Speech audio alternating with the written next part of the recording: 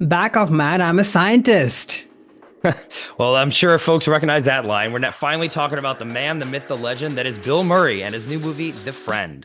This is Alex from Los Angeles. And this is Karan from Los Angeles. Welcome to Movies That Shaped Us. We're two longtime friends who grew up on opposite ends of the globe with very different backgrounds, but were both shaped and are still being shaped by the movies we see and love. In each episode, we cover a filmmaker who shaped our love of movies. So join us as we explore why they matter and review the three movies in the filmography that made the biggest impact on us. Okay, so Alex, this is one of your big ones. I mean, I'm a Bill Murray fan too. I guess most people are, but I know he's meant a lot to you. So, yeah, what about him is special? What's sort of your relationship to Bill Murray? Yeah, I think my relationship started. We'll get into Ghostbusters when we get into the episode, but that movie is the movie I think I've seen the most times in my life. We actually covered it in a Mm, previous episode too that folks I know I'll link below. But I do think especially in preparing for this episode in a way, I was thinking a lot about Bill Murray's persona, especially in that film of Dr. Venkman, and realizing how much of a impact that character, but then also the characters that Murray plays in a lot of his other movies too, had just an impact on my own personality and what I was emulating and what I thought was cool. And I think what Murray does so well in Ghostbusters, but really in a lot of his early roles in his comic persona, is this air of complete confidence where no one can ever phase him. He always can own the room whenever he goes in. And he does that a lot just with sort of a devil may care attitude of just everything is like a joke. Nothing's ever yeah. serious to him at all. Everything can deflate with a joke. No one can kind of attack him. He'll just throw a joke right back on him. And he has just sort of this air that to me gave him an air of coolness. Like he was like the coolest guy that could ever enter a room because he had that. He commands the room immediately. Is he attractive? No. Like, is he like suave in the traditional sense? No. But he always was able to in these films, like be kind of a ladies' man, and because women like humor, or again, he was not this, never played smart characters. Even Dr. Venkman is clearly the least intelligent of the original three Ghostbusters. Even though he has like a PhD, he really is kind of a fraud. And he kind of knows it, but he has that confidence in that kind of carries him through and helps him command the room. So like for me, I think he was always the embodiment of cool when I was very, very young, mainly through Ghostbusters, but also through his skits on Saturday Night Live and Stripes and the Groundhog Day and Caddyshack and these big movies that I would watch a lot, like as I was getting older, and just always was like Bill Murray, just like the coolest guy that has ever existed. And then yes, his career kind of took a very different path, a pretty dramatic he went basically just dramas the last 25 years. But to me, he always will be that one of the funniest actors ever and have that sense of cool and calm, like sarcasm, basically that I think I was emulating for better for worse for most of my life. What about you? When did you first kind of stumble on Bill, and did he leave as big of an imprint on you as he did on me? No, he didn't. I watched Ghostbusters, I want to say, little after it came out, but the movie made a big impact on me just because it was a fun movie and, we were of the right Oh age. yeah. And of course, I noticed him, but, I was in India at that time. There was no SNL. I'd never really heard of this guy.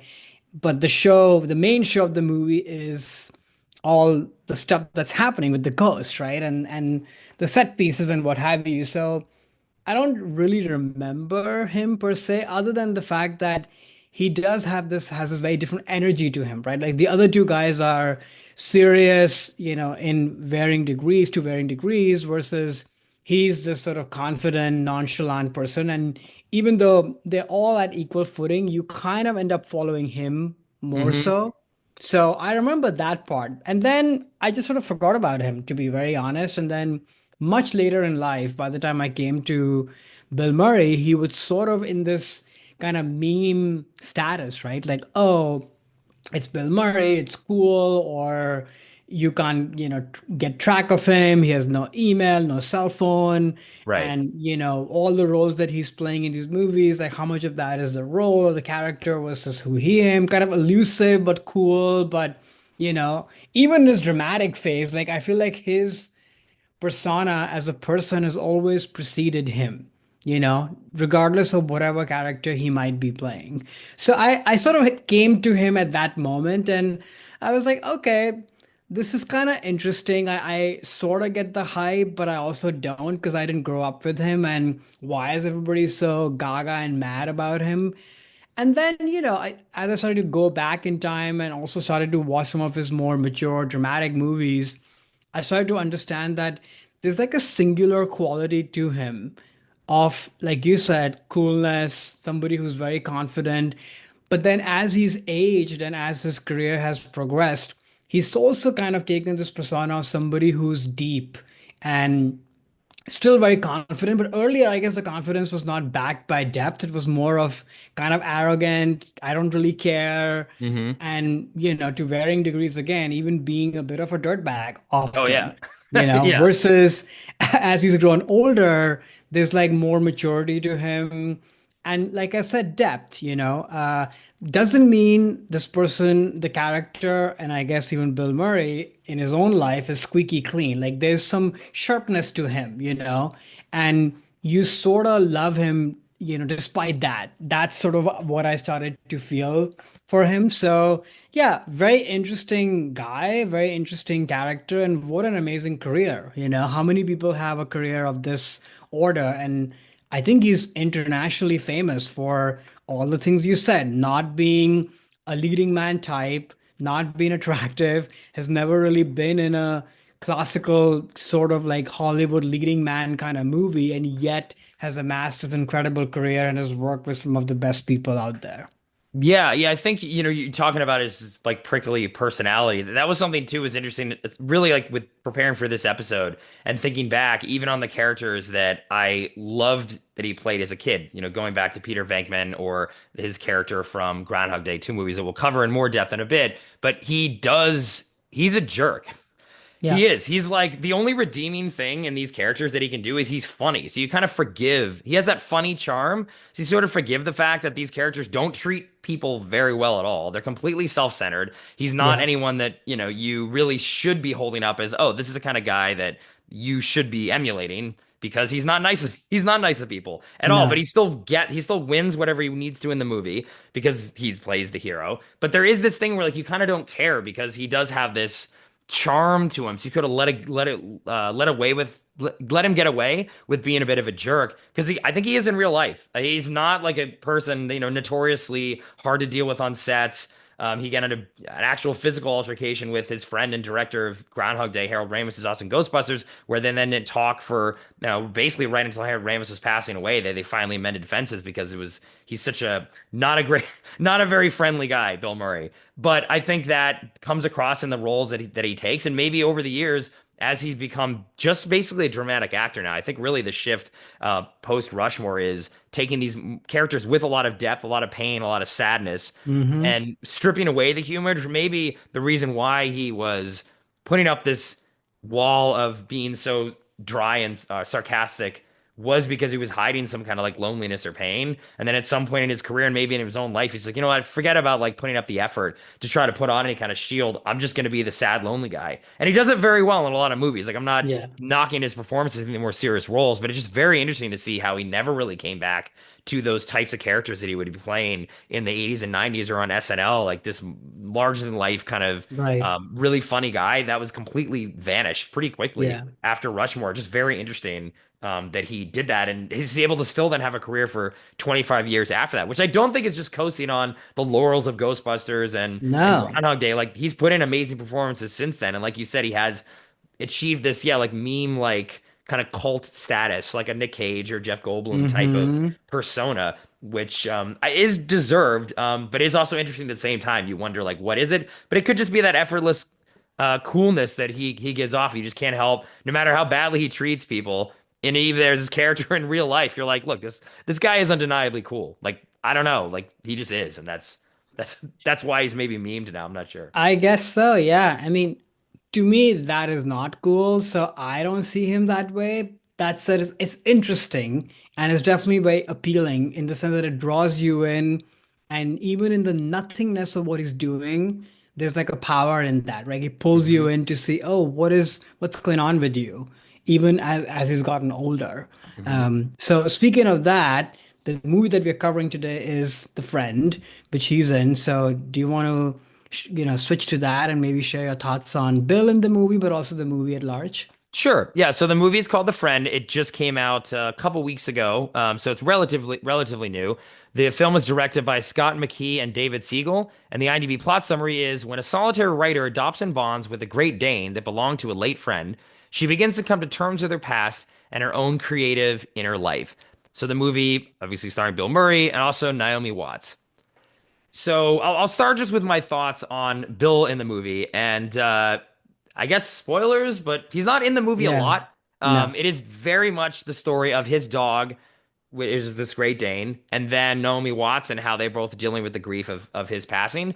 But I will say that the scenes that Bill is in the movie, he actually does a very good job of wanting you to come back, wanting you to have him come back in the movie more and leaving an impression enough where like maybe he's in the movie like I don't know 6 minutes, 10 minutes at most throughout this entire like 90-minute running time, but he sort of hangs over the film, this character, Hmm. throughout the entire work. And he is a character who is charming. He is a ladies' man. He's got a lot of ex-girlfriends and clearly like was a little bit of a philanderer as well. There's a great opening scene where he's talking about at his dinner party how he came across this stray dog on his morning run in the Bronx, or sorry, in Brooklyn. And he's charming. Like I want to. You feel like you're at the table. He's telling this funny story. You're like, oh, this guy's really cool. And then later you find out, he dealing with a lot of issues. He does end up committing suicide, and then all the issues that he had with his interpersonal relationships. And it's just a classic Bill Murray role in that sense, right? Where he is very charming. You get why he's had all these girlfriends, but also why he's very difficult to deal with.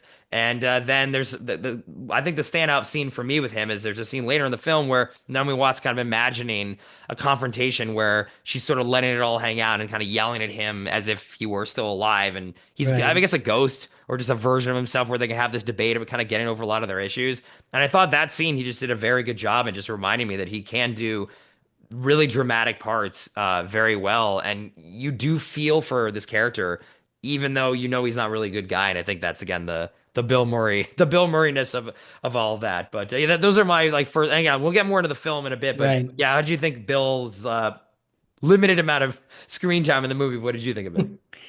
Totally agree. I mean, yeah, he sort of hangs over the entire movie, brings sort of gravity and pathos to his character, but also the movie. Like, if you remove him, I don't know if there is any movie, right? Like, there are very Right. few people, and I'm not just saying this character, but like his presence is so critical to the point that you can see how all these people that he's touched in his life for, good times or bad times, they're all connected, through him. And you need like a very powerful force that makes you believe that. So it's like genius casting, and then everything else you said I agree with as well. Like it is very much like I don't know if this is intentional. I was listening to a New York Times interview with him, and the interviewer actually asked him that, this character feels like a summation of your life in a way that, it's almost like paying penance to all the things all the Bill Murray characters have done, and perhaps even Bill Murray in his real life has done. And he sort of dodged the question, didn't really Classic. answer it, of course. Typical. Yeah. Yeah. But I think there's some truth to that, intentionally or unintentionally. I think more intentionally. He's in, and maybe that's what makes him get away with a lot of this is that I feel like he's in on it. Hmm. Like he feels very self-aware and smart, but yet he's choosing to be the way he is. And maybe there's something attractive and maybe even empathy driving about that, perhaps. So yeah, I love watching him. The one last thing I would say is that he fits in really well in this kind of milieu of the movie, which is sort of these New York writers and Hmm. intellectuals. And there's something obviously very intelligent about them, but also sort of like silly about Yeah. them. And I sort of view Bill in that too, that if I, ever sat next to him or someone like me at a dinner party, it'll be great conversation, but I'm sure he wouldn't remember a thing about what he said or who I was. Like, and some of these stories and anecdotes will also be like, how much is this real? Is this silly? But it'll be interesting and intriguing and funny. So he kind of fits in really well. In fact, maybe going into the movie a little bit, and I want to hear your thoughts. I'll just say one thing, which is I wish the movie kind of stood up to what he brings, even in his very limited screen time. Because even though it's a very personal kind of melancholic movie, which I love, uh, but I think there's something very energetic about Bill Murray, even when he's playing like a sadder character. And I don't think a lot of other people can do that. Like, how do you bring energy in a space when you're sort of downplaying everything? So, but yeah, I'm curious what you thought. Yeah, yeah, I do felt that his energy was the more interesting part of the film, and like I said, when he's not in the movie, it you feel the absence, which again I think you're supposed to, but some parts then dragged for me a bit. I thought the movie was fine. It's Yeah, a good sort of treatise on loss. You know, Naomi Watts is an ex colleague and lover who has to then take care of his dog, who the dog's also going through grief of losing his master. So they're kind of bonding over what Bill Murray meant to them and what how dog it's a dog movie too, right? How dogs can help humans through a difficult emotional time. But I guess the flip would be then the humans also kind of helping the dog in a way, like she's right. helping to get the dog adjusted to this new life of being without Bill Murray's character who the dog loved, obviously. So I think that it got parts of it towards like maybe the third act. I was like, okay, like I kind of know what you're doing, movie, but like, can something else happen? Is it just gonna be her struggling with dealing with this dog? Which, yeah, it was. But I thought it was interesting. Like the ensemble was great. All the different girlfriends, the dynamic between the ex-wife, the different girlfriends, and learning a little bit more about Bill Murray's character through their interactions with them. I thought that was kept my interest in that. That was Hmm. good. And the dog had a lot of chemistry with Naomi Watts. I felt the dog was great. Who I guess I feel bad. I should have called that out in the intro. It's Apollo's the dog's name, but it's played by the dog named Bing, and he gives a Yes, great performance. Actually, I was kind of impressed with how amazing. well the dog was able to act in this movie. So I want apologies to the dog for not shouting them out earlier, but Bing did a great job as Apollo. But yeah, it's a small movie basically that does a small thing. So I thought overall it was fine. Like I wouldn't necessarily need to see this again. I didn't think it was the best dog movie ever made or the movie about loss, but it was nice for what it was. Yeah, I agree. I mean, Bing is amazing. I mean, yeah, like you said, like he steals every scene. And for when he showed up, I was like, oh, are they using like CGI or Yeah. something? But no, it's all real. It's all him. He did all his own stunts and all his own acting. And it was heartbreaking, to see him. And I do like the angle which the movie takes, that okay, not only does she have Naomi Watts' character have to take care of the dog, but there is, of course, like dealing with the grief, like you said, but it's also a little bit of her coming of age. And Hmm. you don't see many movies of people who are older coming of age. And I love that because I feel like we are always changing and growing, and you can sort of see like she is a little bit stuck, she is trying to write a book and the book has not been moving forward.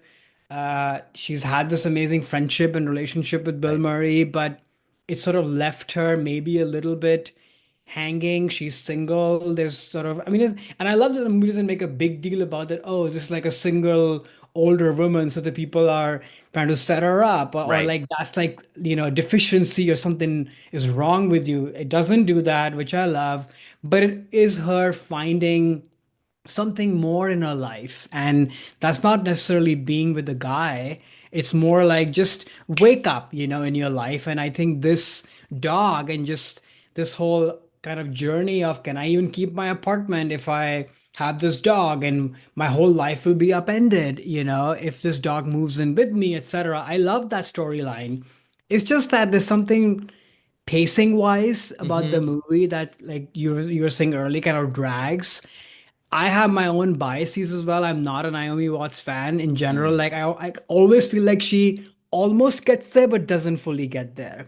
There's something sort of just flat about her. I'm sorry to all the Naomi Watts fans out there. I mean, she seems like a lovely person, like very genuine and good and smart, but she's never really done it for me. That said, though, in a lot of these moments where all she has is just face acting, because it's a dog, right? That you're Right. acting opposite, there are no dialogues. She communicates everything that's going on with her through that. So that's amazing acting, I will say. I mean, they always say, right? Like, don't have dogs or animals or children in your movie. And I think she beats that expectation completely. But yeah, there's just something lack of energy in that area about the movie. And I kind of put it to her because she's in every frame of this. And I kept thinking if this was a different actress who, not saying she needs to be like loud or overly expressive or theatrical. No, you can still have the same energy. And in fact, Naomi Watts like physically really fits in this kind of milieu of kind of writerly people.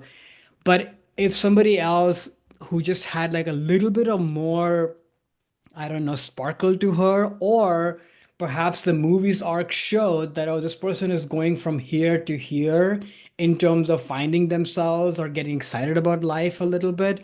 I think this movie would be kind of amazing because I love this sort of, melancholic New York movie where not much happens, but yet a lot happens. I like those movies, but that's why it's hard to make a movie like this, you know? There are Hmm. very few people. It's very much in the vein of Woody Allen and Noah Baumbach and those kind of filmmakers who I love their movies, the ones that are good.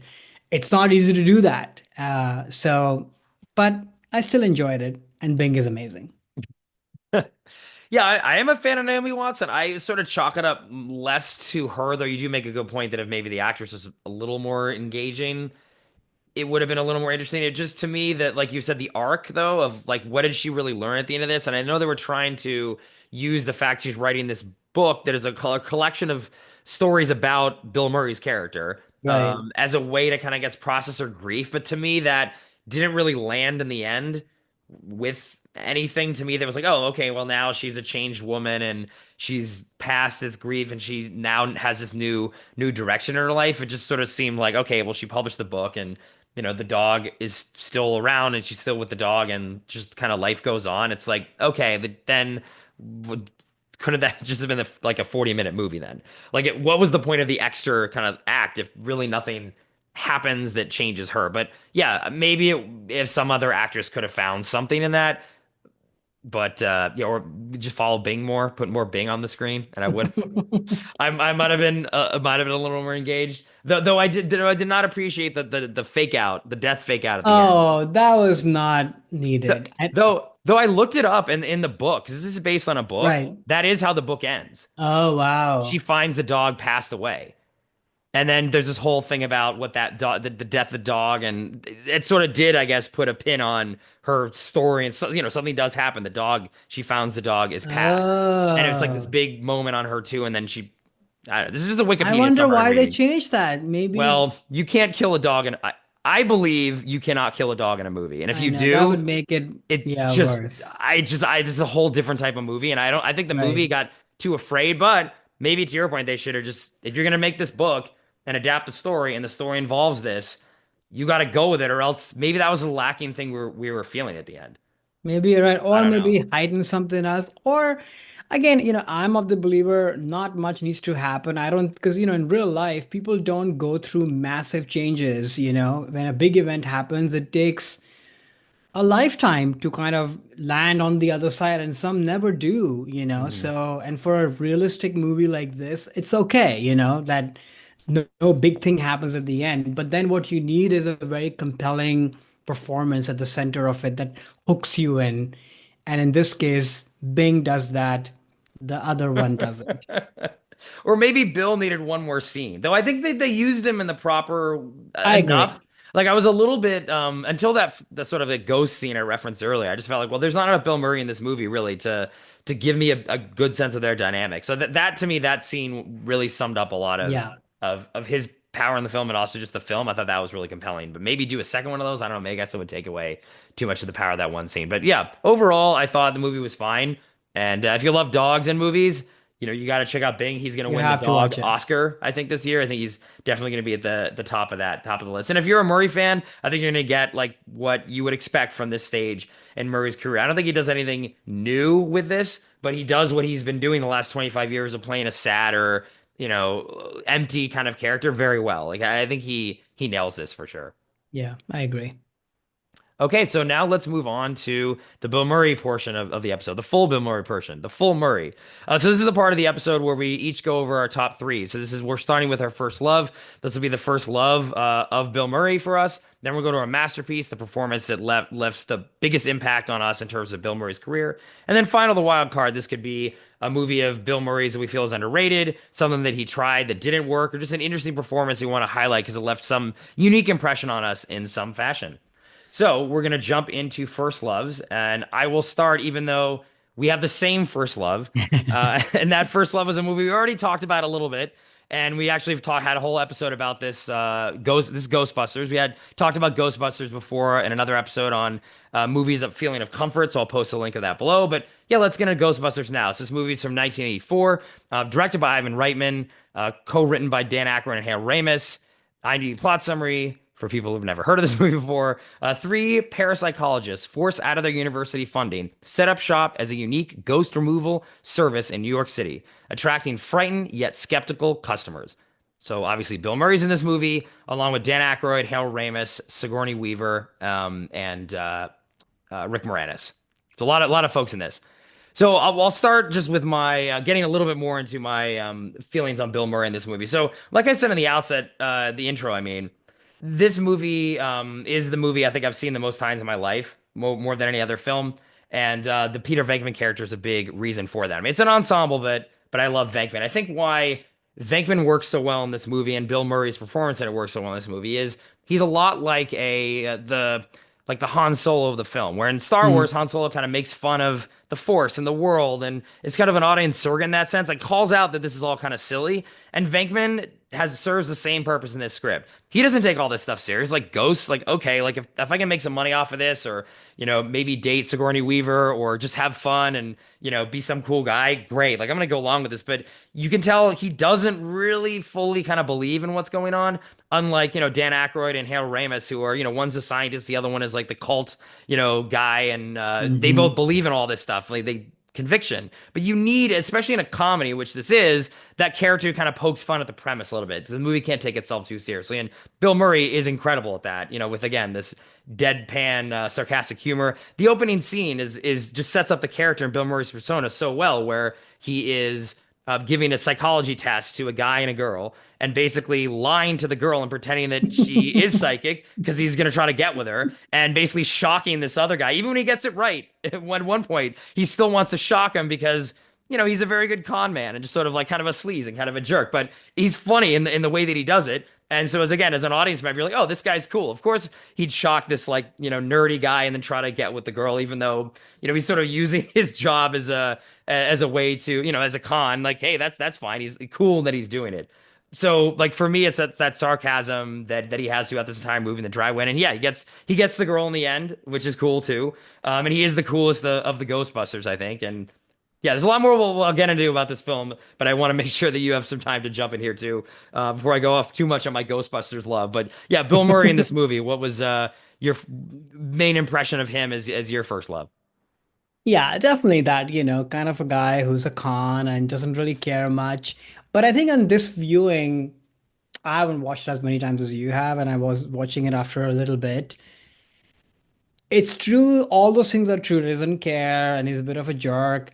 But I think what separates Bill Murray from a lot of other characters and also the Bill Murray persona is that he's actually also smart.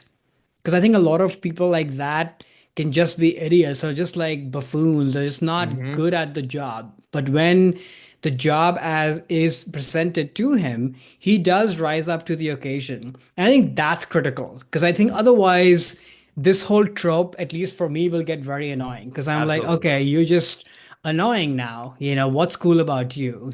Versus when he can actually do the thing and actually then start to care a little bit and start to believe in it. Like that arc is pretty interesting. And he does it really well, right? Like it's sort of not sort of night and day, oh, suddenly I'm all in. No, it's more like, okay, I sort of believe it, but it's more like I'm smart and I can show you what I can do. That's sort of the energy, but the deadpanness is still there. Making, fun of everybody is still there, even towards the final act. So, yeah, I mean, this is like a star making performance, and the fact that this is how he looks, but yet he carries himself the way he does. Like there's a lot of like physical, not just comedy, but just like physical performance and the deadpanness of him as well, which obviously carries forward, in so many of the roles, and I guess even before this movie. So no, he's you can't think of Ghostbusters without him. And I mean, I think of the other two guys, but not as much. I mean, it's Bill Murray who I think about. Yeah, I think you call him something good. That it just is his physical comedy. I think is underrated in the sense of he's not like a wild kind of like Jim Carrey or Chris Right. Farley like throws himself around, but in his small body movements, especially like facial expressions, he can get through so much So comedy that is much. just fantastic. I mean, even that opening scene when he's collecting the slime in the library. And he's sort of like it's getting stuck to him, and he's like Right. like that whole yeah, throwing it around. I was like, here, Egon, here's your mucus. Like that whole Right. scene is physical comedy, but kind Right. of subtly does it really well. But I love that point you called out too, that he when the chips are down and it actually counts, he steps up to the plate and delivers. I think that was is what makes Venkman not just he's not a comic relief character. Right. He isn't. He's part of the team. And yes, he cracks a lot of jokes, but towards the end of the movie, when they basically think they're gonna all die when they have to cross the streams and defeat Gozer at the end, he's up there, he turns on his pack, he's like, "Great work with you." He like looks over, he's like, "Yeah, Yeah. we're all gonna die right now, but I'm here right here with you. This is not the time for jokes. I'm not gonna run away. This is not like I'm here too. Let's do this."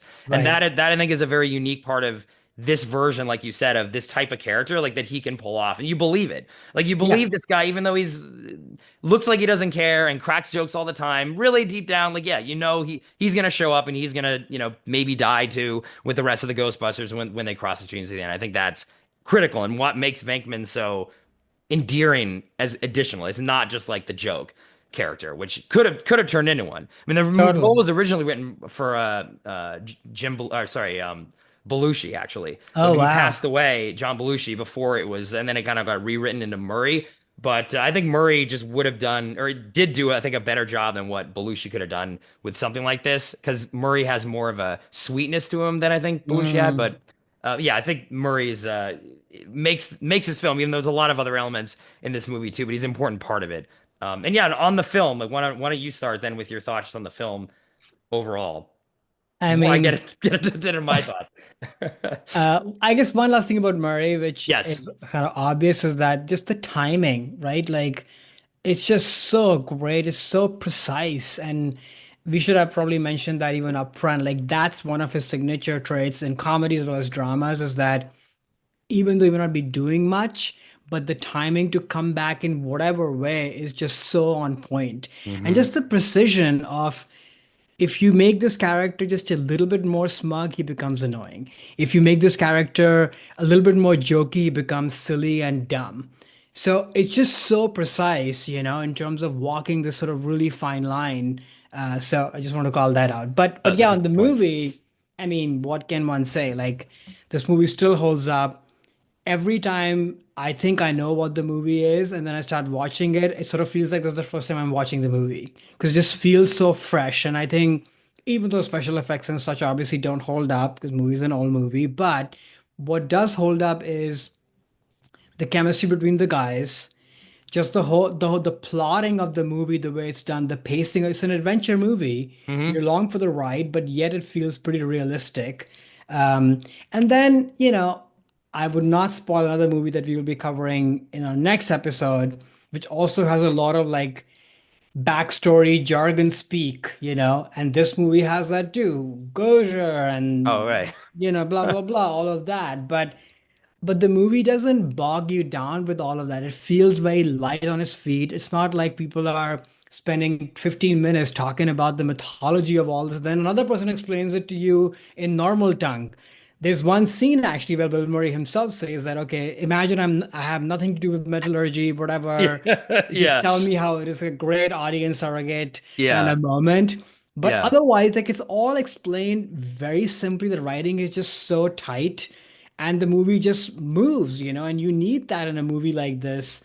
Obviously, great score, great soundtrack. That Yeah. song is iconic. And the fact that this movie is shot, it feels like in New York, It I'm was, yeah. assuming, Hmm. like it presents authenticity, it presents bigness to the movie. Because a movie like this, if it were made today, it would look like a horrible Netflix movie, you Right. know? And instead, yeah, there's some CGI scenes which don't really work. Although I love the slime one. He's so great, so cute. Slimer, yeah. Slime, especially with all the hot dogs in his mouth at the very end. Yeah. I'm like, oh. Yeah, he's cute. But the movie feels big, because of all these elements. And so, yeah, I mean, who doesn't love the Ghostbusters? It's just great.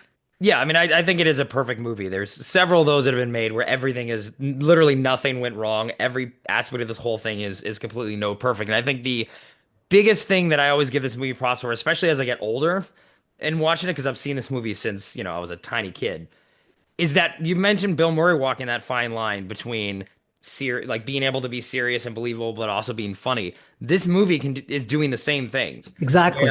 it is a comedy, but the stakes are real and you believe Yeah, them. The characters might die and there's a real threat, but the threat isn't so scary enough where like you think that it like ruins the comedy bits. Like you throw in comedy in action scenes and it doesn't feel out of place. It just feels very organic and natural. Even with Bill Murray, there's a scene when they're catching the ghost for the first time in the hotel, and there's this big, are we gonna get him? And they're trying to get the ghost in the trap, and all of a sudden Bill Murray's like, hold on, I want to see if I can pull, the tablecloth out from this table and right. see. The flowers are still standing. Like out of nowhere, just a joke gets entered into this mid. Are they going to do it? Oh, now he cracks a joke, and they're right back to it, and they're catching the ghost in the trap. So the way that those scenes are just constructed is just absolutely incredible. The like chemistry you mentioned between those the three male leads especially, and even when Winston comes in there too, I think he is a good Yeah, foil in there as well. But yeah, I think really to kind of break down the movie and the encapsulation of what I think makes this so special and the switch behind the two of this. Just want to go over one scene,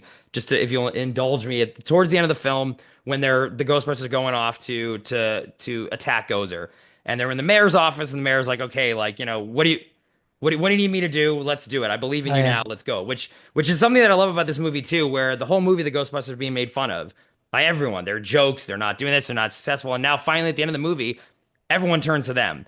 And then the scene, that cuts to the streets and there's like cops and soldiers. It's like, okay, well, they need all these soldiers to fight the ghosts.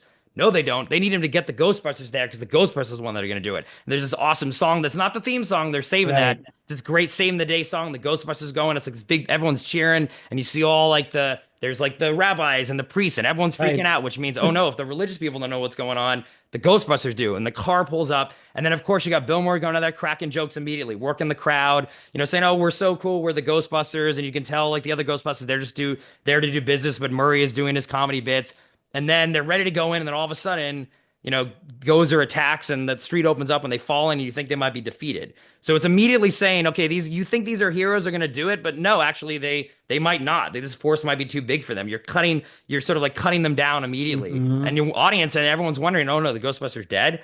But then they climb up and there's a big heroic moment again. It's like, okay. And then, Bill Murray again makes another joke. Oh, we can take it. What? They think she wants to play rough. We can play rough. And it's a great big moment. Pump your fist. Yeah, let's go in and get him. And then they cut up to a joke again where they're like cuts of them walking up the stairs and can't to the elevator. Like, Right. I'm going to get to 13 or whatever. I think I'm going to throw up. So they got a joke immediately that undercuts that hero moment before. It's like this back and forth between big action, hero, but then immediately undercutting it with a joke.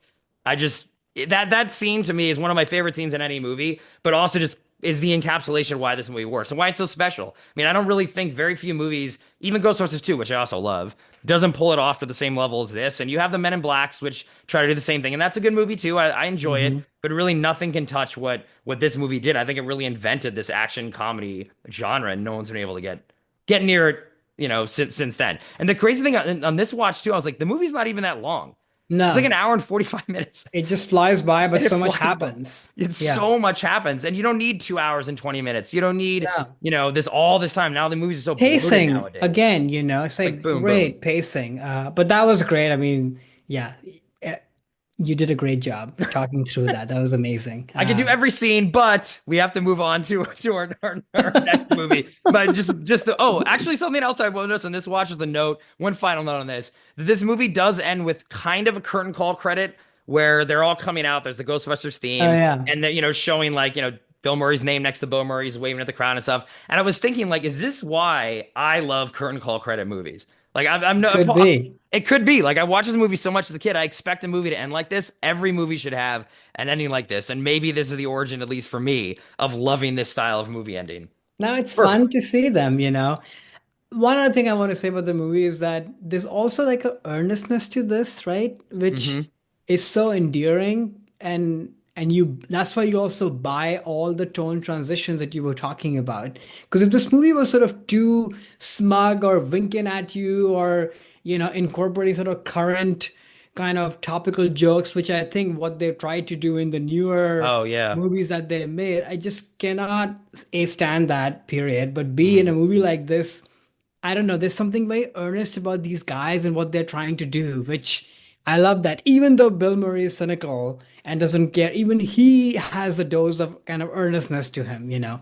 That's So, true. Yeah, that's a really good point. Like the movie takes itself seriously yeah, without taking itself too serious. Like this very, very fine line. But yeah, yeah. that's a good. But that's why you care about these guys. I think they're just Right, we have a theory. We're gonna we just start our own business. So it's a little bit of like this entrepreneurial story, right, fighting against people that don't believe in you, even though you know you have the right idea. And then in the end, they do prove out to be their product, quote unquote, is successful because right. they Yeah. save the world from Gozer. But yeah, that's a And really great good movie. casting across the both the secretary, the Oh, assistant Annie who's in the Potts. office. Like she's Yeah, great. Janine. I mean, we Uh-huh. didn't even mention Sigourney. Like she's amazing. You can't look away from her. Like you need someone like that to kind of ground this movie. And I have to say, even though those digital special effects don't age very well, the physical special effects are amazing. Like the egg Hmm. popping scene is great. When the earth opens up and the car goes down, like that all feels real. So shout out to all the practical effects. They hold up. Oh yeah, and even the devil dogs too. When they're running, they obviously look fake. But when they're, in there, like in the coat closet and they're True. growling at the They people, look great. incredible animatronic Yeah. effects that Yeah. that just yeah, don't age. Like real good special effects don't age, unlike the computer ones definitely can. But yeah, just Yeah. I'd be surprised if anyone listening has not seen this movie. But if you haven't, definitely see it. If you have, you should watch it again, no matter how much time has passed. Maybe you enjoyed it as a kid, but haven't seen it since then. You will like it even more, I think, as an adult, or at least I have grown to love it even more. The more Totally. times I've seen it, it's probably easily in the hundreds for me. Maybe Oh even my closer. gosh. I mean, yeah, this is the best. This is one of the best And movies ever it, made. it's a great reminder, right? Like a movie like this, which is like all quadrant, probably is kind of blockbustery type.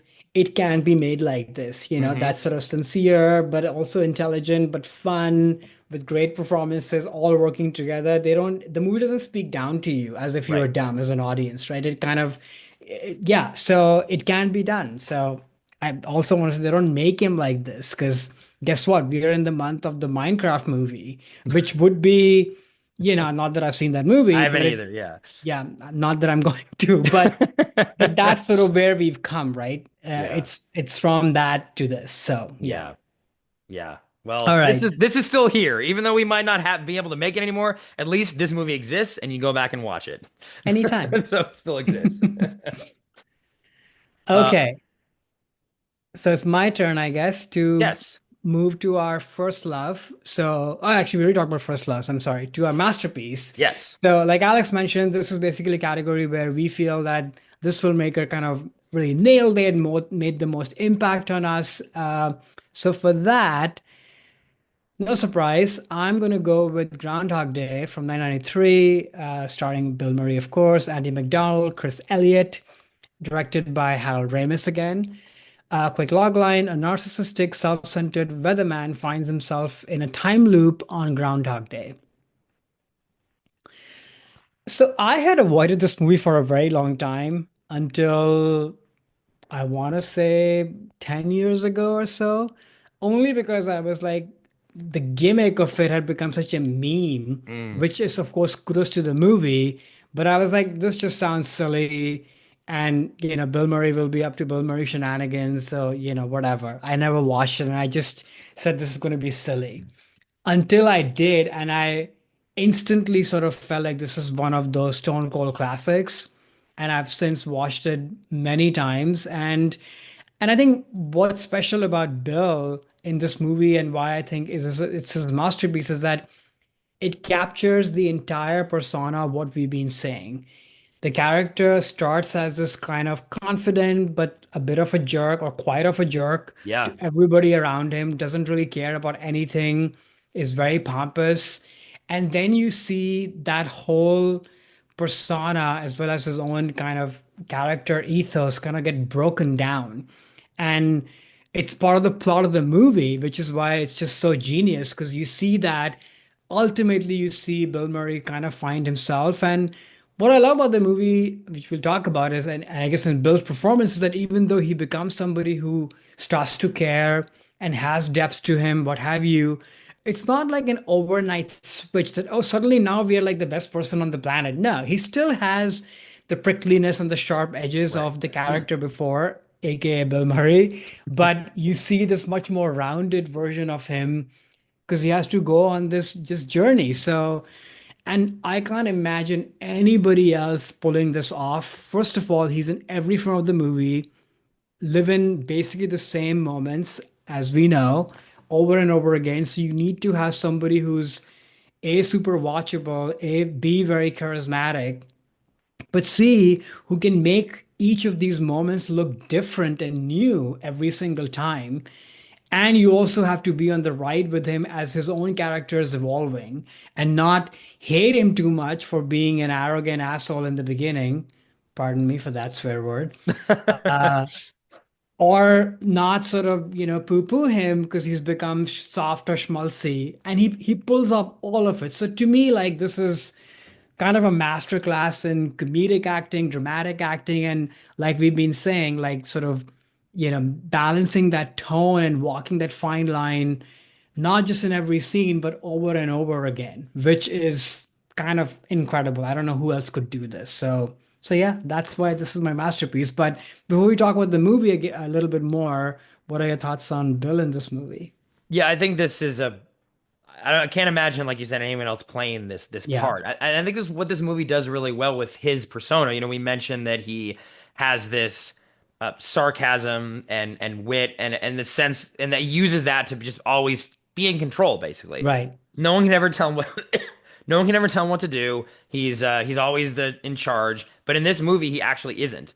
And he right, once he realizes that wait a second, like I can't control this, like for some reason I'm in this time loop, that puts him in this state of vulnerability that the right, Bill Murray persona just is rarely ever in, if ever in, that he can't just charm his way out of this.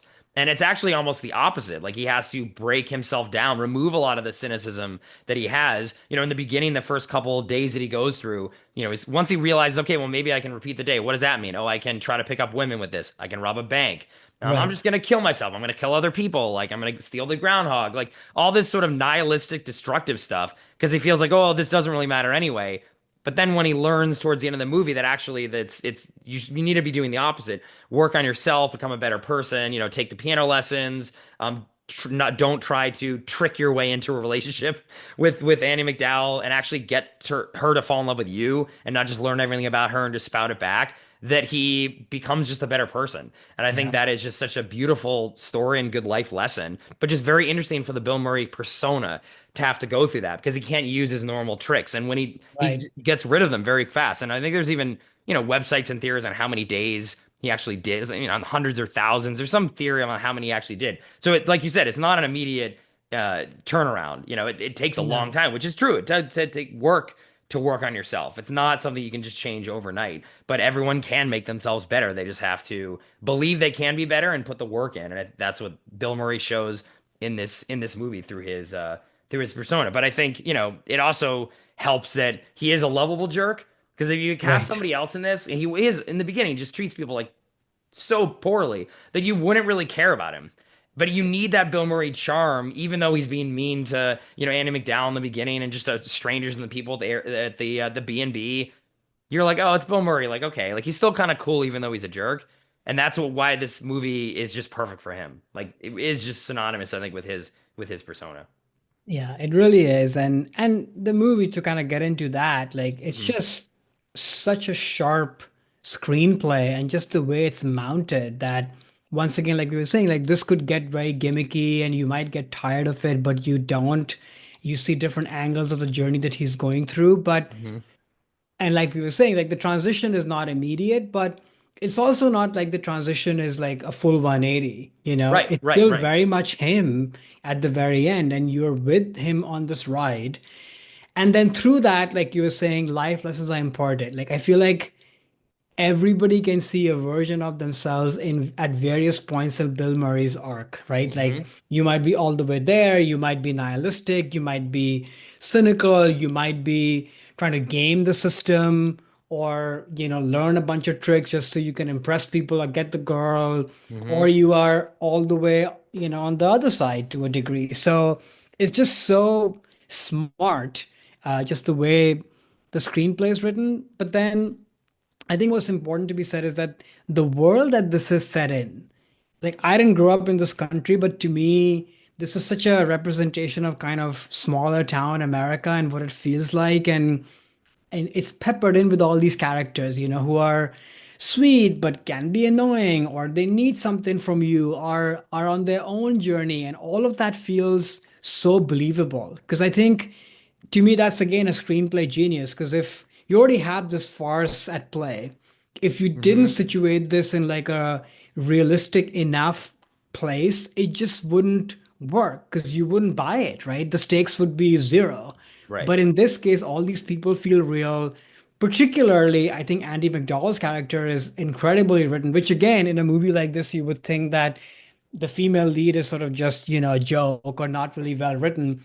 Though, I would wish more screen time for her, but in whatever we get of her, like she's this really smart, confident person who knows what she wants, and the movie winks at a little bit of her things that she likes because he's parodying them and repeating Yeah. them. Yeah. But at the same time, like this is somebody who wants to fall in love with somebody on her own terms, and that's important. Otherwise, his arc wouldn't make sense if he was opposite a doormat, right? So Right. it's just so smart, just from the world building to the different characters to the way it's paced. It's so funny, but has this healthy dose of life lesson, which is why just the way the movie is it's very meta in that sense, right? You can keep watching this movie at different points in your life and get something new out of it. I don't know if they were going for that, but it's become that, I feel like, for a lot of people. It absolutely has. Yeah, there's a lot of great lessons in this. And I think the point around Annie McDowell's character is a very good one that you made, in that the movie could be about him learning to love her. And then when he does that, then he snaps out of the loop.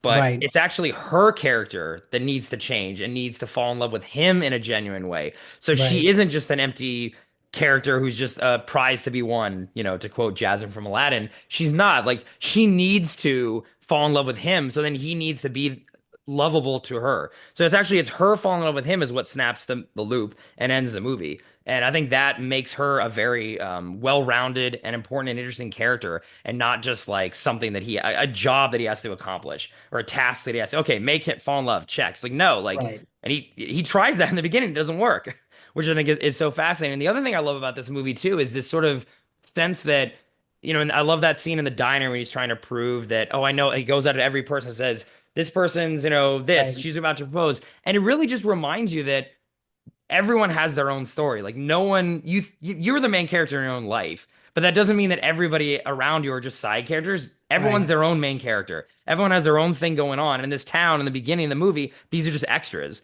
And then by the end, you're like, oh yeah, then Ned Ryerson, I know his backstory. I know this is the backstory of this. And it's like, And the old guy, yeah, the old guy. always makes me so sad and Yeah. weepy. Yeah. Yeah, no, who passes away. So it's like that's just another good life lesson that you have to just meet people where they're at, know that they have their own thing going on, that it's not just all about you. And that's what Bill Murray learns throughout this movie. And I think it's just a good, yeah, this movie has some of the best morals, I guess, sort of what I'm getting It at, really of any does. movie, and really just is very life affirming in that sense, in a very healthy way that I just love. I love watching this film. It's just so good. I remember seeing this in the theater for the first time when it came out, and just thinking, oh, this is really fun. And I mean, I was like 10 or 11 and loving it as like a fun Bill Murray comedy movie. And then the more older I get and the more I watch this, I really see how the meanings behind this, and just Right. the morals and the values that this movie is espousing, I think are really important, that people should take away and see this movie a lot.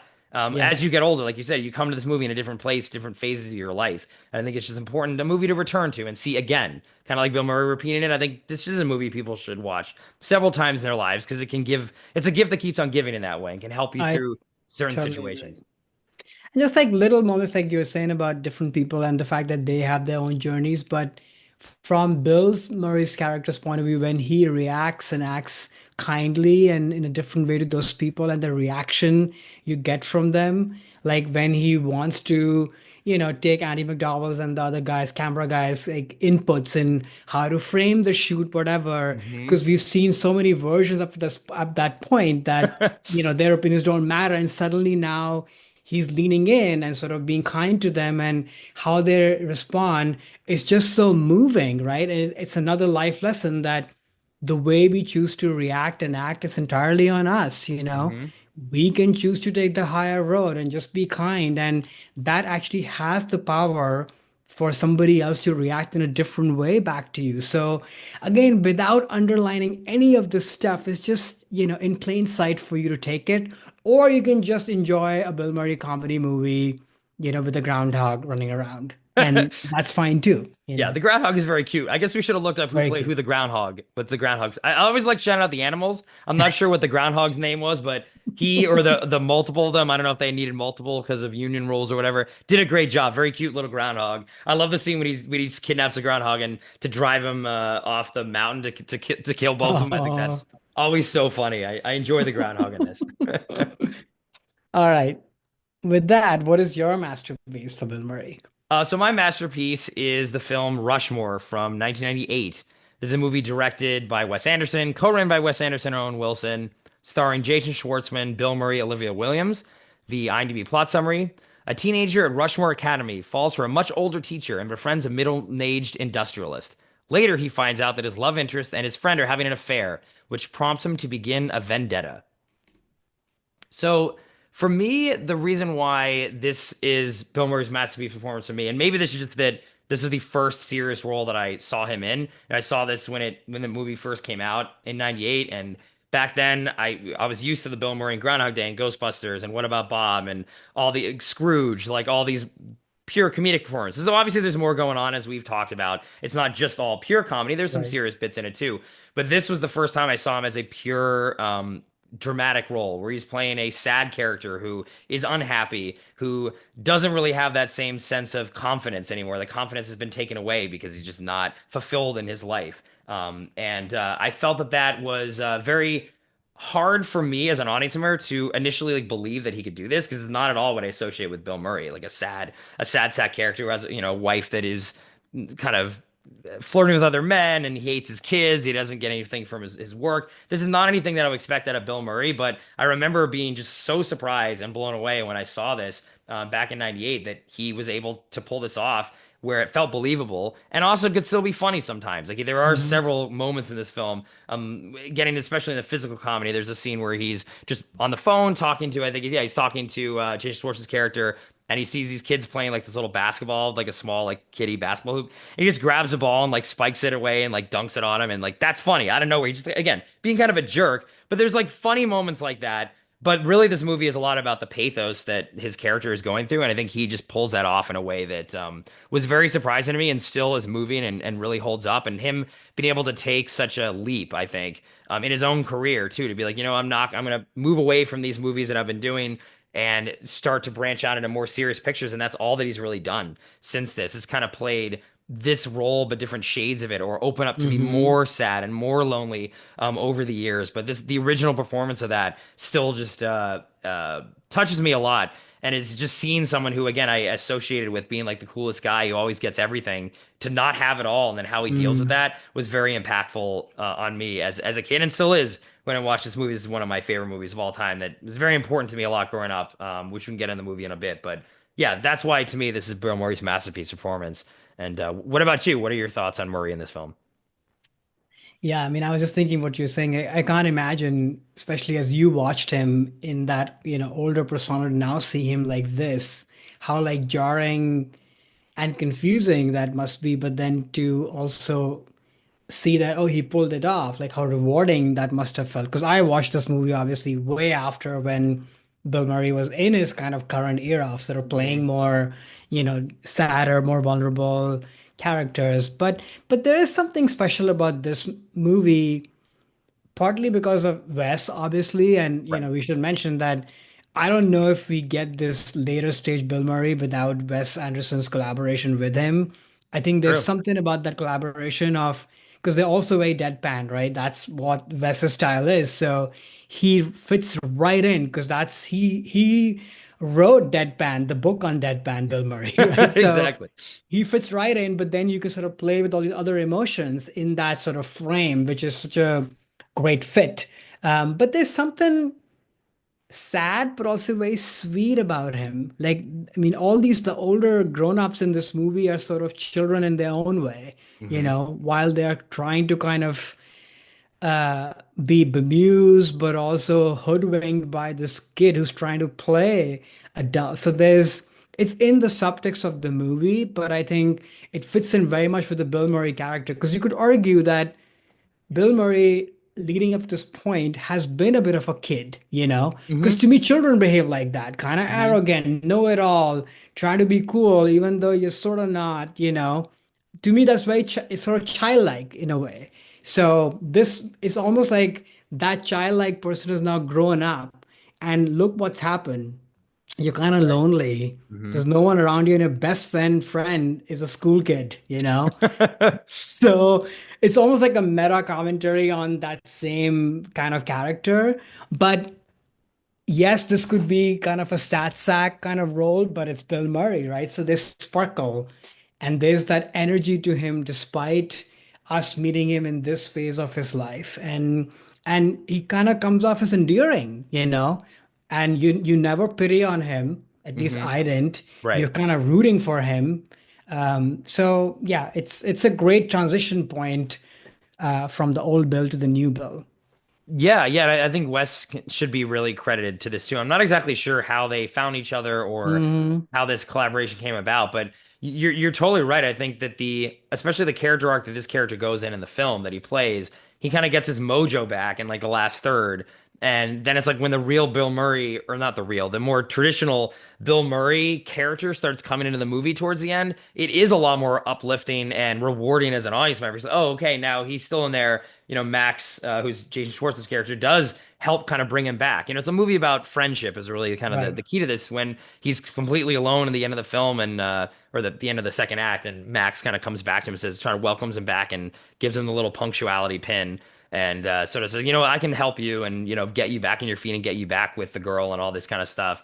You see the real Bill Murray come back. It's very rewarding and fun, and I think having that knowledge of what his persona is really helped the movie. And maybe that's what Yeah. attracted Wes to have him, or maybe he wrote the role for him. I should actually know this. This is why I've seen this movie so many times and I love Wes so much. I should actually know what the Yeah. origin of this was. But it is a perfect match and definitely one of the most important in film history. And like you said, I think really important for Murray's career. Absolutely. So in terms of the film, like we did actually cover this movie Right. already in the podcast, so I'll post a link down below. But it still just never escapes me how this charming and fun and kind of carefree this movie is. I think this is in terms of Wes Anderson, who's one of my favorite directors. To me, this is sort of the beginning of maybe where the aesthetic starts to take over a little bit.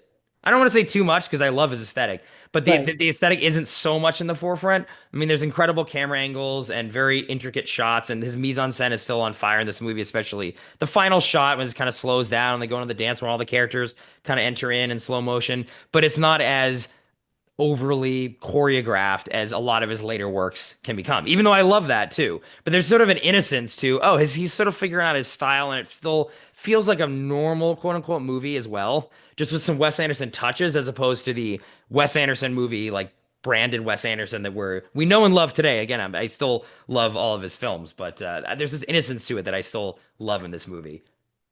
Yeah. Although I will say, like, watching it this time, I sort of was like, this is a bit of a prototype for what's to come, right? Because from the tableaus and the fact that Jason Schwartzman's character sort of is living this life of kind of projects, right? Like Mhm. he's like a savant, like I'm good at this. And it's almost like each of those little projects and those school plays, which are like so immaculately crafted, they all become, the Wes Anderson movies we now know and love, right? So it's sort of in a way starting to happen here. It's just a lot more contained and it's in this kind of more human storyline. But yeah, the Jason Schwartzman character sort of to me feels like a stand-in for a Wes Anderson movie.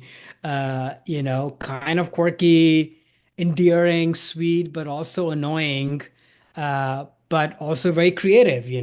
So, and I know a lot of people feel that way. I mean, we love his movies, but a lot of people find his movies very annoying. Right. And those elements are in this character as well. Um, but yeah, like this time I've seen it many times, but like the detail orientedness of each of these kind of projects that he's on, they still surprise me so much. And like the deadpanness and the confidence with which he carries on and then the reactions of all the other people around him, from Brian Cox to everybody else who comes in, they are the ones who make a great ensemble. And you kind of are in on the joke a little bit because of all these other people. Otherwise, if it were just Jason Schwartzman, I don't think I can watch that movie. It'll be Right. too annoying for me. So you need all these other people to kind of come in and balance things out. But at the center of it, this movie is just very sweet. Mhm. Like you said, it has this kind of golden heart about friendship and sort of quirky, oddball people finding their tribe, Right. which again to me is a very Wes thing. Like I'm so happy that he's found his menagerie of, characters that he always makes movies with. And it's kind of a badge of honor that you're welcomed in that. So this movie kind of feels like that to me, like with all these characters. No, definitely. This is, I think, a movie that is maybe Wes's most personal movie. Like him and Owen Wilson wrote it. They both, Right, came from these private school sort of system in Texas, and I definitely feel that this character is very much the Max Fisher character, a reflection of Wes Anderson in the sense of he is incredibly creative, very successful creativity, but the creativity is clearly hiding some pain and loss. Like this movie is a lot about that too. Like, sure. Max's mom has passed, the teacher's husband has passed away. Bill Murray's very lonely. I mean, his wife is still alive, but clearly their marriage is in trouble. So it's a bunch of lonely people and how they Right. deal with that loneliness. And Max just throws himself into his work, literally, and invents all these things as a way not to deal with the loss. And maybe that's why Wes does this in his films. Though I guess the if he does that, at least the positive message in this movie is he finally does come to terms with, who he is and his mom's loss. And I love at the end when he dedicates the play to both his Right. past mom, and then also the husband of the teacher. And I think that is really his acceptance of like, you know what? Yes, I can acknowledge now that my mom died, and I'm not you're never okay with those things, but you finally can acknowledge it and make it a part of you instead of trying to reject it and pretend it didn't happen, which most of this movie is Max lying about who his dad is and Right. where he came from and all these things because he just is denial about who he is. And I love that at the end when he finally is like, no, I own it up. This is who I am, and I'm gonna still do this crazy Vietnam play. It's just Yeah. it's very cool, but it's maybe that is like I said, Wes Anderson in a nutshell, really. Yeah, totally. I will say on this watch, two things jumped at me, which is like all the stuff that's happening with the teacher. It's a lot, which probably wouldn't fly in today's Hmm. times. And a part of me is also like, what is going on with the teacher? Like, because she is sort of putting an end to this, but also not really. And maybe that's part of her character because she's also kind of lost, kind of dealing with this grief. So maybe she also wants some adulation, and it's nice to see that somebody's giving you that. So that's sort of interesting kind of dynamic there. And then the second one was this other girl that who is of his age that he meets later. He's so bad to her. I Margaret always Yang, feel, yeah. yeah, Yeah. I mean, I like this is the one sane person who actually wants to be with you, you jerk, and you're Yeah. treating her so poorly. But I think if you zoom out, I guess that's sort of the condition of such people, right? That it takes some growing up to kind of learn that oh, this is the person who I should be valuing while you're Mhm. running around and chasing everything else that you shouldn't be chasing for. So I guess there's like a lesson in that, but there are definitely some painful moments in this movie. Yeah, I think the recognition with Margaret Yang, one of my favorite scenes in the movie too is when he's out at like flying the kite and she Right, shows up with the model plane and shows the little flight plan, like again, this sort of something that he would do. And it right, reignites his creativity. He's immediately like, okay, let's do all this, start all these clubs. But also I think that's when he realizes, oh, this is someone who is is like me in that sense, right. and she's doing something that is attractive to me, like, oh, you got a little, even a little flight plan there. And similarly, I think too, the teacher, a couple times she mentions that Max reminds her a little bit of her ex-husband, or her I guess, yeah, ex-husband, passed away Right. husband, I don't know what the technical term is for it, dead husband. um and maybe that's what it is, like it's this, oh, you're probably what he was like as a kid. So there's something comforting in that, even though it's never anything romantic with her in any way. And yeah, maybe she Not from probably her shouldn't side, have, not at obviously. all, no. And maybe she should have recognized earlier that Max had, I don't even know if it's like ill intentions, because it wasn't like this is some, super sexual relationship he has with her. It's just inappropriate, clearly. But Right. maybe in the beginning, she just, it was comforting to her to be like, oh, I feel like I'm now with my husband in some weird way that I'm still processing that death. So this is comforting to me as I'm going through this grief. But yeah, you can read this as very, inappropriate, or at least that the fact the movie doesn't, it's not really about that No. directly, and it sort of pushes it aside, makes it almost feel a little odd that the movie isn't calling out that this is like completely wrong from every sense. But again, like there are just lonely, two lonely people that, you know, it Yeah, I mean, sometimes it stuff doesn't happens. feel out of character for It Jason Schwartzman it character. doesn't. Like you sort of feel like somebody like this would do that. And and yeah, maybe it's sort of saying that there's something missing in Hollow, but all the other people do, including the grown-ups, that they're Right. unable to, put a stop to this fully. Like when she Right. shares this with him, that you remind me of it, I'm like, oh, don't tell him that. How's Yeah. that going to stop him? It's going to encourage him even more. Yeah. Yeah, I Yeah. know. But, again, if people get just grieving, it's like I don't really falter for that. Yeah, But there they're are, all faulty people, yeah. and that's sort of the thing in his movies is that on the outset you might feel that, oh, because everything else is so dressed up and perfectly immaculately created, that these people in this kind of milieu would be, Hmm. one dimensional or just one thing. Instead, they end up being pretty, complicated three-dimensional people. And that's sort of the joy, I think, of Wes Anderson movies is that you have these complicated people in this very carefully crafted, intricately managed world, which nobody else can do that. That's true. That's true. And again, it's just a testament to Bill that he can fit into this world too. And then not only in this film, which he does such a great job in, these subsequent Wes Anderson movies, he can still fit his persona into what Wes can do and still be so effective in it. And again, I don't know if that's Wes Totally. saw that in him or Wes brought that out in him, but I think it's, a very important movie, like to me for Bill, but also I think for Bill as well. I totally agree. In fact, I feel like Bill Murray might have created the template for what it is to be like in a Wes Anderson movie as an actor. Mm. Because everybody else is sort of taking a page from that. I'm sure Wes has done that, but I think Bill maybe sort of manifested that and created like a prototype of that. That's a really good point. And, this is only Wes's second feature film.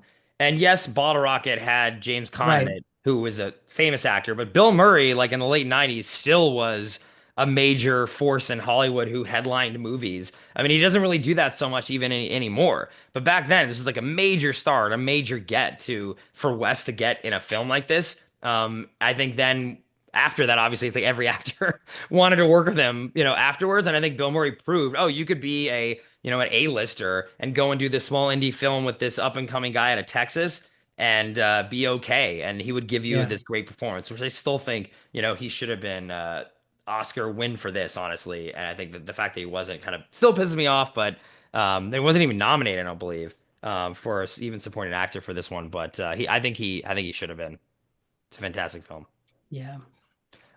Okay, so that was our masterpieces. So now we're going to move on to our final category, which is our wild cards. So, what is your wild card Bill Murray film, Kron? All right. So my wild card for Bill Murray is Broken Flowers from 2005, directed by Jim Jarmusch, starring Bill Murray, Jessica Lange, Sharon Stone, Tilda Swinton. Great group of actresses. Quick logline: as the extremely withdrawn John Johnston is dumped by his latest women, he receives an anonymous letter from a former lover informing him that he has a son who may be looking for him. A freelance sleuth neighbor moves on to embark on a cross-country search for all his old flames in search of answers. That's a long IMDb description that I That's the entire letter he gets in the movie, yeah, letter. practically. So I guess we've been sort of talking about the kind of more dramatic, serious Bill Murray incarnation, and we've seen shades of kind of, his old persona, which is sort of prickly, but then there are other emotions of sadness and vulnerability that are being played with. I think to me, this is the movie where that kind of sadness, loneliness of him is kind of dialed up all the way, but it still has the Bill Murray kind of charm, but it's a very understated charm. Because normally, even when he's playing on, kind of sad, you can see either it's in the plot of the movie or there are, glimpses of Bill Murray's charm in there in like a jokey way or a prickly way. Here, you really feel like the loneliness and sadness of this person, who's sort of reflecting back on his life of what has happened, what has he done to be in this position. And I think most importantly, even when Bill Murray is typically playing sad, he's never disengaged. Hmm. In this movie, he's disengaged from his life. And that's why this is my wild card because you don't see him do that. And in doing so, I think he ends up eliciting a lot more empathy from us as audience members, and as well as Jeffrey Wright, who I should have mentioned, who plays his neighbor and friend. Hmm. He sees the real him, I think. And even though Bill Murray can't see himself, because that's sort of so far long gone. So I don't know. There's something very melancholic and sad about this. But then, as I'm saying all this, I'm sure people who've not watched the movie, they're like, oh, this sounds boring and what have you. Except it's not because it's Bill Murray. Hmm. Despite being disengaged and checked out in his own life, if you're going to watch somebody be in that state and go on this kind of road trip journey, there are not many people who can do that because there is still charisma and charm to Bill Murray, even if he's not trying to exude that. And that's why you're on this wild ride with him and you see him interact with all these different people. But to me, I think the biggest relationship in the movie is between him and Jeffrey Wright, Hmm. where it's such a sweet friendship of like, oh, I don't care about this, but I've already made the plan for you. Oh, are you there? Oh, yeah, I'm already there, but I don't care about it. But I'm doing it anyway. And there's something so sweet and understated about that. And they're not like hugging each other or professing their, deep thoughts of friendship, love, or whatever. No, none of that is there. It's just in the way they are with each other, just this deep level of comfort and understanding, which is just so beautiful to see. And so, yeah, that's why this is my wild card. Had you watched this movie before? Yeah, I'd seen it in the Okay. theaters, and Oh, I don't wow. think I've seen it since then. So it's been a long time, and I definitely think this is maybe Bill Murray's least like Bill Murray knit persona. Like he's stripped as much of it away, like you said. He's the most empty Bill Murray that we've seen, and even in these scenes, which are so great with Jeffrey Wright, it's almost like Bill Murray's playing the straight man to like Yeah, Jeffrey Wright, who's like the funny guy with all the funny lines and the quirky. Oh, I'm the sleuth, and and things has this cool like Jamaican accent and things like that. right. And but yeah, you're right. There is still something compelling enough about Bill, especially when he's so alone and so empty. When in the beginning of the movie, you get the sense that he is okay with that.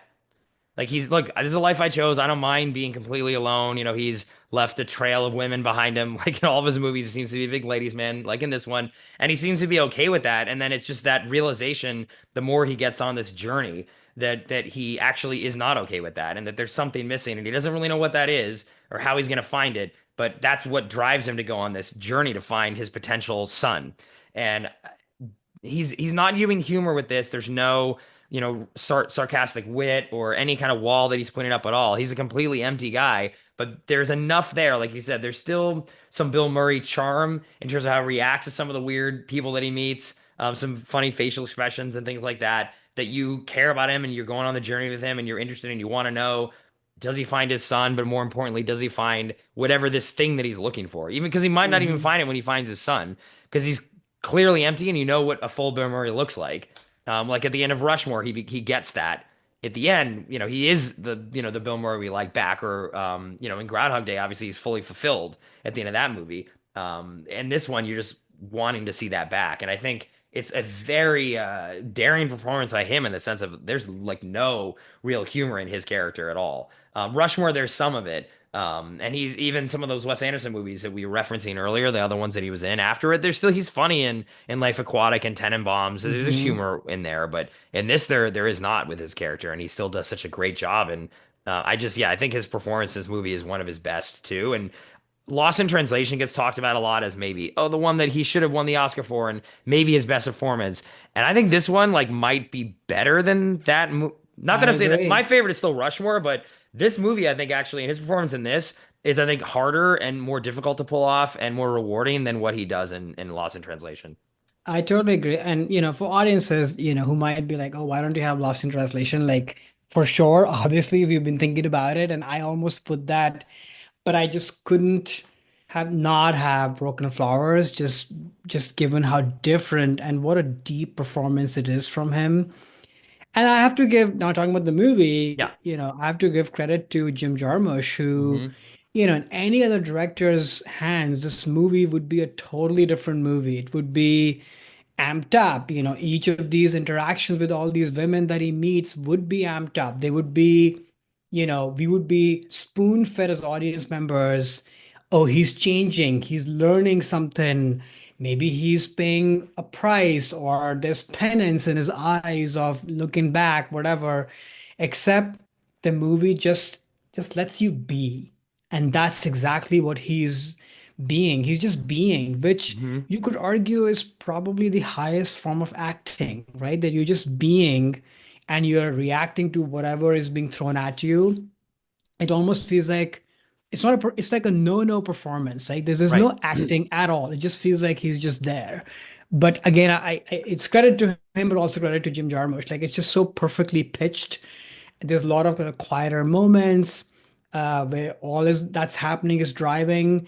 As always, Jim Jarmusch has a great ear for music. There's like Oh great yeah. music in this movie, which is Fantastic critical, soundtrack. Yeah. right? For you to kind of stay engaged, but also maybe get a little bit of a peek behind Bill Murray's psychology, because guess what? He ain't showing you much. You're not getting much from this character because he's sort of closed off, which makes sense, right? If somebody's that lonely in their life, they wouldn't be out and about dishing their feelings. No, they are so deep that they have to come out. And then what you're left with, I think, in the movie is that it's not about a cliche line that I'm going to say. It's not about the destination, it's about the journey.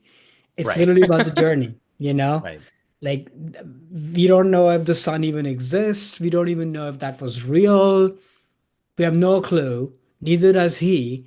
But he does know through this journey. You can see it in his eyes, is that at least he's starting to care about somebody.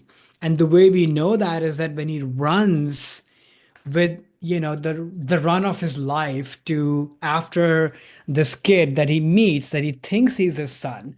We've never seen him even walk fast. He's Hmm. like a lazy malaise slow moving character, and here he is running, and that's when something has changed. He's starting to care about other people, about life, and this whole journey has sort of ignited that in him. So yeah, it's a beautiful movie, just feels very tender and sweet, with like a big kind of melancholic heart. And that's Bill Murray in it, which I didn't know he could pull that off, and he does. Yeah, this is movie I think is just very, very well done. And again, I much like you want to give a lot of shout outs to Jim Jarmusch, just like the pacing, the fact that there's sort of sets up a lot of empty shots, and not a lot of editing, not a lot of camera movement. It does feel lonely. Like the movie Right. feels lonely. But there's that jazzy score, that chill jazz kind of soundtrack keeps it so it's not boring or slow. And yeah, this easily could have, or I could see a version of this movie that was a Alexander Payne or a Coen Brothers, where like they kind of dial up the ex-girlfriends as like these crazy eccentric characters. Or even another movie as I was watching it this time, I was like, oh, this is a very similar to High Fidelity. And that like he Ah, goes through a breakup and now he goes right, right, back right. over all his ex-girlfriends and tries to learn something about them. And which again, one of my favorite movies of all time. But the John Cusack character is a lot bigger and more emotes and t talks to the camera. "Oh, this is what I'm learning. Oh, this girlfriend taught me this." Where this was completely understated. Bill Murray is like doesn't have a lot of dialogue. It's more about him reacting to these other characters, and it's just interesting to see how with each one of these ex-girlfriends that he meets, he sort of realizes how he has or hasn't impacted their lives and what their lives have been like. And I think that shows him empathy for the first time Right. with these women, and then later, to your point, to someone who he thinks could be his kid. And it's that is his journey in this movie is learning that is because clearly he's never had that his entire life. I mean, he's gone through women like he didn't care, and lives in this lonely old house just watching old movies by himself, and it's sad. But he thinks he's happy, but he's not. And I think this No. movie teaches him the thing that was missing from his life, and whenever he goes back to to his home, I think he's a chance man. And actually, I think that is exemplified in the speech that he gives to his supposed son where they're eating the sandwiches. And Right. the son's kind of like, any advice you have, like fatherly advice. And he says, live in the present. The past is the Hmm. past. You can't change it. Who knows what's going to happen in the future? You got to live in the present. And I think that is what he never did throughout his entire life. And it was Yeah. this movie, he was learning that. And I just love that very simple message. I mean, it's cliche. Everyone says live in the Right. present, but just coming from him and the way that he's expressing it and the way he's clearly learned a major life lesson throughout the course of this film, it really does mean a lot. It is a great lesson. You Yeah. cannot change the past at all, and that's not what he was trying to do through this. Or you don't know what the future is going to happen, and yeah, just live in the moment, and that's what now he's going to do. Hopefully, moving forward in his life. Yeah. It's funny that so many of these movies that we're talking about of Bill Murray's are kind of life affirming or they have like big life lessons, which once again is kind of meta, right? Like here's somebody who you think is kind of, kind of a jerk or know-it-all, maybe doesn't have enough depth to him, but he actually does. And Mhm. that shows in the choices he's made throughout his career as well. Yeah, that's true. I mean, he's picked. I mean, this movie. I guess we talked about Groundhog Day in this episode, and then Scrooge in another episode too. There are very similar Right. lessons that get learned in these movies. Maybe this is something, and even Rushmore too. Actually, Yeah. maybe he is missing this from his life, and he's trying to somehow find it in the art that speaks to him. Yeah. I'm not really sure, but it is interesting to see this pattern. You're right, of like these movies that he's drawn to. Even The Friend, actually, excuse me, even The Same Friend in a thing. way too is a similar type of thing. Even though he plays a character that doesn't learn, he commits suicide. But Nolan Watts' character does. There is a life affirming thing. That's interesting. It being from someone who is notoriously very prickly and not nice to be around. That he has this softness inside of him somewhere that he's trying to suss out through his art. It's interesting. Yeah. Which is why the people who have worked with him have worked with him repeatedly. So I think it's sort of like either you get that from him or are on the same wavelength or you're not. Mhm. So, but speaking of, what is your wild card? So my wild card is a little bit of a different type of film Yes. that from Broken Flowers. So this is his 1997 comedy, The Man Who Knew Too Little. This is directed by John Amile and starring Bill Murray and Peter Gallagher. So the IMDb plot summary: Wallace Ritchie is mistaken for a spy and must stop a plot to assassinate international leaders at a banquet. So this movie, for me, and why I put it as my Bill Murray wild card, is his most outwardly comedic performance, but it's comedic in a different way. Like normally he plays, like we've been talking about, a guy who is super cool, understands the situation, maybe even more so than everyone else in the room or in the scene or in the world. So he can just play it cool, act kind of detached, very wry, sarcastic wit. And in this movie, he plays a character who mistakenly gets caught up in this. He thinks he's basically doing a live theater performance where there's people pretending to be spies when actually they're real spies, but he has no idea they're real spies. It's kind of like The Game, the David Fincher movie, but as Right. a comedy. But he throughout this entire movie never even finds out they were never real. he thinks they were fake the entire time, even at the end. So it's the exact opposite of a character he normally plays. He's the most clueless person in this movie, like a Rowan Atkinson type role, but it's Bill Murray, and his comedic buffoonery is at its highest, physical comedy at its highest, and it's something that honestly that I think this movie is super fun, and he's having a great time in it. To me, the jokes really land, and it's just interesting seeing him in more of a yeah, like a Peter Sellers type of Pink Panther situation where he's the clueless guy who doesn't really know what's going on, which is very different from anything he's ever done.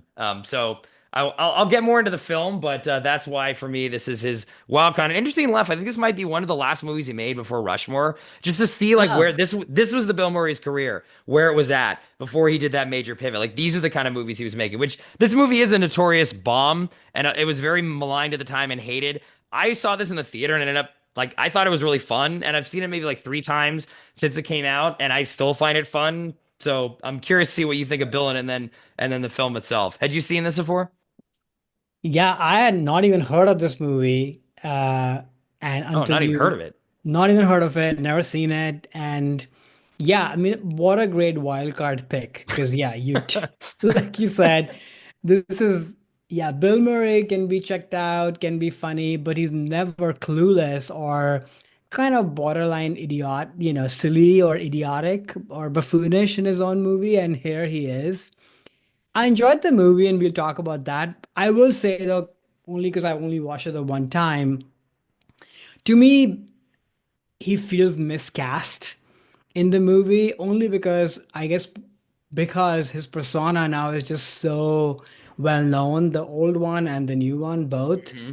And I kept thinking, like, to me, it felt like, oh, this is Bill Murray trying to do this performance as opposed to in all of his other movies, he's just, he effortlessly kind of floats in the movie. And this feels like a bit of a stretch to me because it's hard to buy him as somebody who just wouldn't know, because there's like a inane intelligence to Bill Murray. And that's just really hard to pull off in this movie. That doesn't have it. Hmm. So to me, yeah, this is very much a Peter Sellers, even Steve Martin. And I was Yes. thinking a lot about Steve Yeah. Martin while watching this movie because they are sort of similar careers, like both comedy stars. Hmm. Even Steve Martin has sort of this kind of aesthetic, acerbic thing to him, but even though he's also very intelligent, but he can slip into being, the butt of the joke, the guy who's silly or doesn't know what's happening around him and is sort of mad and irritated, and that's the joke. And you love watching that. So I don't know. I kept missing Steve Martin in this movie. That said, the movie was really fun. I just don't think this. I mean, Bill is not bad in it, but I just felt like this is a bit of a miscasting.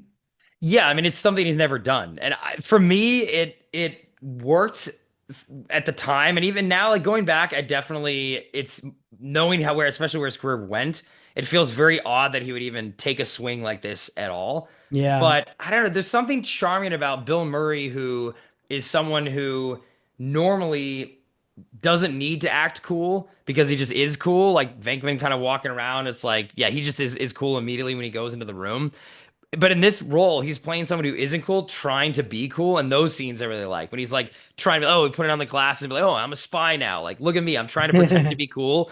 It was just exactly the opposite of what Bill normally needs to do. So just fun for me seeing him try something so out of the ordinary for Bill. But yeah, in terms of the movie is silly and stupid, but I think that's there's a charm to it. It's It's very very innocent, fun. it's a classic like wrong man type of thing, but there's also it's yes, it's a comedy, it's a silly premise, but there's enough mystery to exactly what the spies are trying to do that keeps you interested. And like, wait, Right. what's it? Because you don't really know as an audience that is this big assassination plot with these world leaders until like maybe three-quarters of the way through. So there is a mystery that gets maintained. So they're able to have a real mystery. It's not just all fun and games.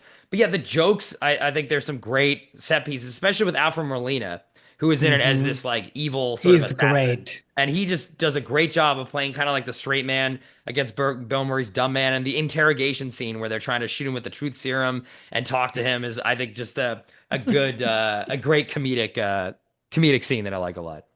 Yeah, it's really funny. And I will say, even though I said that he's miscast, it is fun to watch Bill Murray. There's one scene where he's just like dancing in an Oh my God. uninhibited manner. I love And that. I was like, Yeah. I've never seen him do that. And it's just like a pure expression of just like joy and fun. That was really nice to see. Yeah, he's doing like the Russian dance with that silly Right. big Russian hat. I remember that was like a big moment in the trailer when they were playing the trailers for this. And it's still like that. Actually, that scene I probably laughed the hardest at. It's like he just yeah, just going totally crazy and just being a total goofball that he can pull off so well. Yeah, But to me, it was more like sweet yeah, than funny because it's like, oh, Bill Murray is like being silly, or like dancing. It was just fun to see that. But yeah, the movie is funny in spite of him kind of being in it. It's kind of how I feel about it. yeah. Yeah. But the thing I will give the movie a lot of props for is that you're waiting the entire time for him to learn what's actually going on. Right. That's what happens in these movies, like The Game, the movie I mentioned too. And It then even ends. I don't know if you saw the movie Game Night. Oh, yeah. Similar premise where they mistakenly think that it's fake, but it's actually real. And there's a big reveal moment where like, oh, wait a second, these are real guys trying to kill us.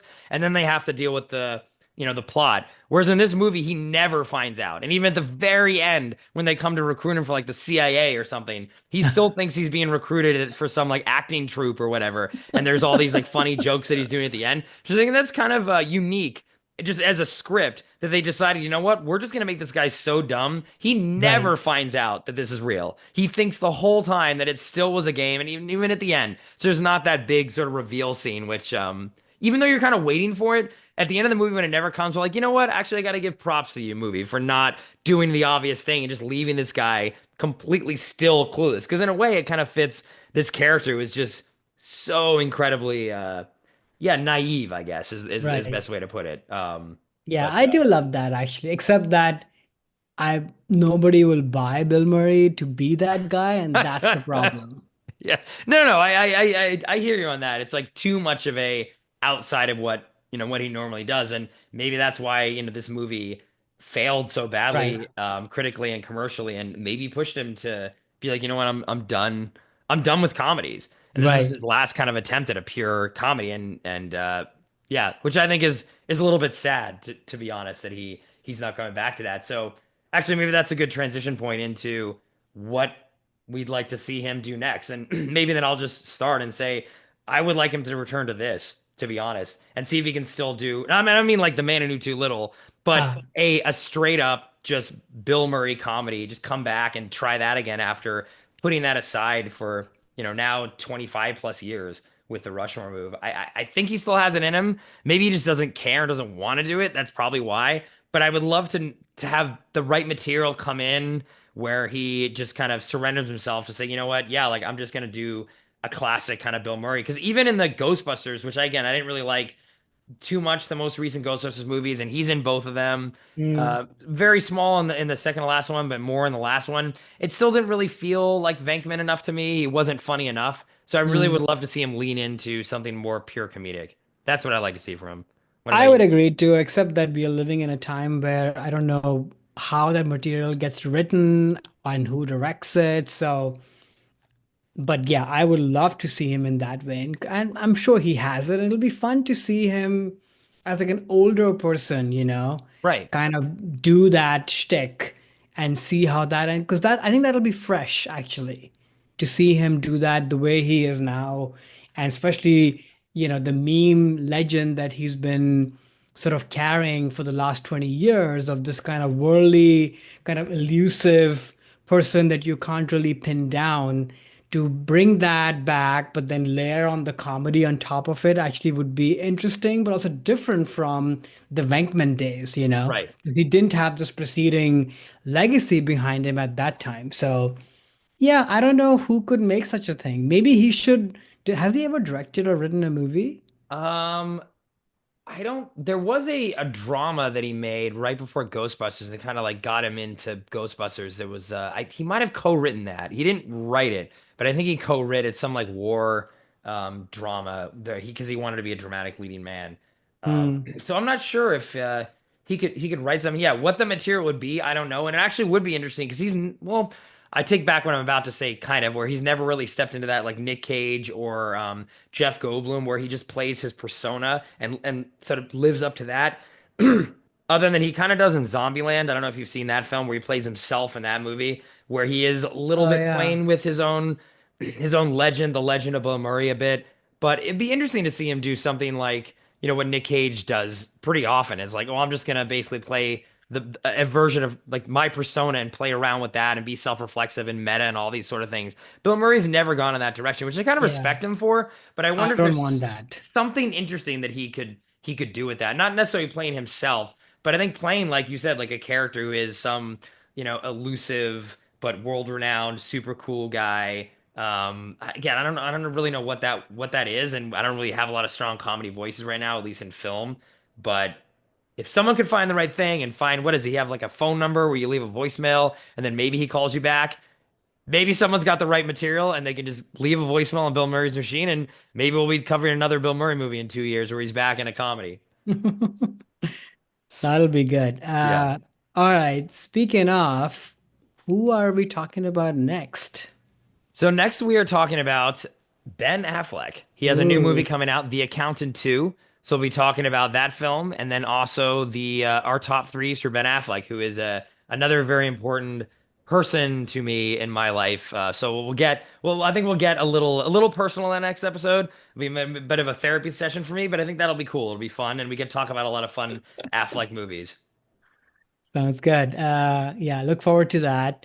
Well, with that, that's our episode, and hope you enjoyed this discussion on Bill Murray. And let us know what you thought of the movies we picked. Did we miss anything? How do you feel about the different takes on Bill Murray that we had?